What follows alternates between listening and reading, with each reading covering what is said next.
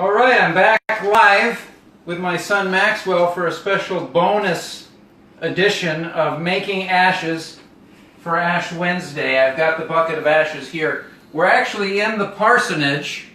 You know, Catholics have a rectory, Anglicans have a vicarage, and what I like to joke is we've got a retired Presbyterian pastor, Gordon Jones, and he always calls this the manse. And I say to Gordon, we're not that highfalutin, Gordon. That might be you highfalutin Presbyterians. We plain old Protestants, we have a parsonage. And the interesting thing about parsonage, it comes from parson, which literally means person. And it used to be back in the day in the village, when people would come to the village and they wanted to know something, the person to go to would be the minister, because they were usually at that time the most educated person in the village, so they were the person, and then this is the parsonage for the person. So anyway, we're doing this bonus edition to kind of give you a sense of what these things look like. I'll let Maxwell come and zoom in. You can see that they're not really ash. I mean, well, they are, but they're not powdery. So in order to get them that way, you gotta use a sieve. I actually bought this some years back at a Dollar General store to do this, and then I just use an old metal bowl, and I take the ashes and put them in the sieve, see, like this. And this is the way in which now you can see. Well, I'm not professional, I guess. Yeah. So then you just keep sifting them out, and you're getting your ash that way. Sifting out the ash for Ash Wednesday. You can see it's rather dry now. It wouldn't work as far as sticking to someone's forehead. But we had plenty of, one thing we did have was plenty of palm branches from last year. Do appreciate, I think it's Joe Vieira from the church who gets those every year for us, and appreciate them doing that. Here we go. Getting the ash. I don't know if we got very good lighting there. That's good.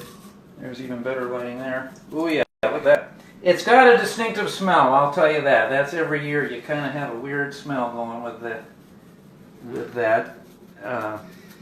People might mistake it for some kind of illegal thing, I don't know. But so you get a nice powder. I've got a very nice ash container. You can even see it's got a palm branch on there to symbolize that these are the ashes from a palm branches. And we'll put the ashes into that in just a minute. I'm going to get a few more before I do that, and then we'll mix it up to get the just to get the right consistency. No, I'm really not hitting on all. Oh, that stuff's wrong. Not getting it on all cylinders here. Let's see. Maybe the easiest way would be. I'm actually just going to use an old-fashioned spoon here, and you can see you just put the ashes in this ash container. Ooh, we did really well this year getting our ashes. And like I said, once you get the ashes in there, the thing that will give it consistency is olive oil. And what I've got here, Rachel Ray approved extra virgin olive oil. If you ever watch her, I think that's her favorite thing there, extra virgin olive oil. So you put that in there, and now just a smidgen of this. It'll turn really dark. It's amazing how dark it gets. Yeah. Ooh. Uh-oh. Don't want to overdo it. Not good. Live on camera. And also, you know, when they've talked about this, making it, you don't want to do it with water, because actually that becomes it becomes kind of acidic, I think, and it burns when it's put on someone. So that is one of the reasons why you use oil and not water. Water is not recommended as the liquid of choice in making ashes because of the burning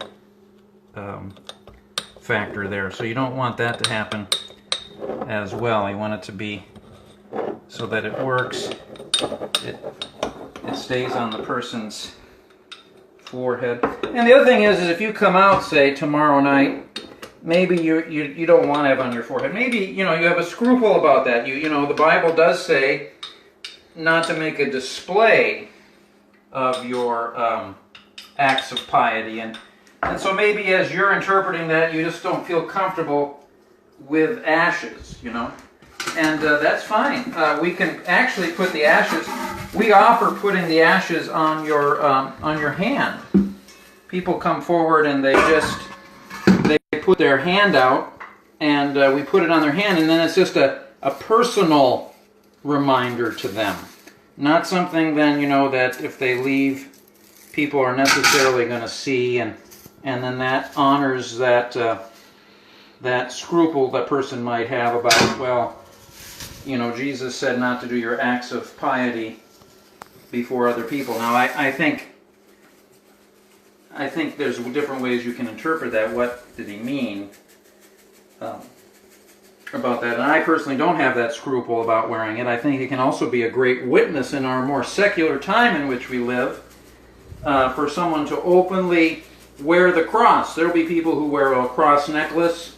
They'll have an ichthus, which is a Greek word for fish, bumper sticker on their car, or, you know, people do various things to point to the importance of their faith.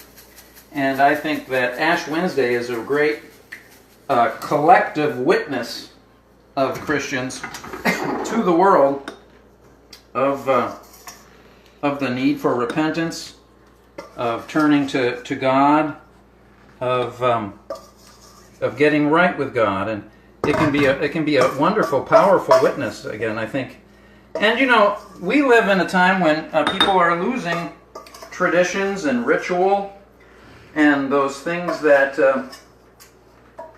you know, those are just such important parts of life, to have these ways in which we connect with God and with well, that's really what it's all about, is connecting with God, but and the power of that.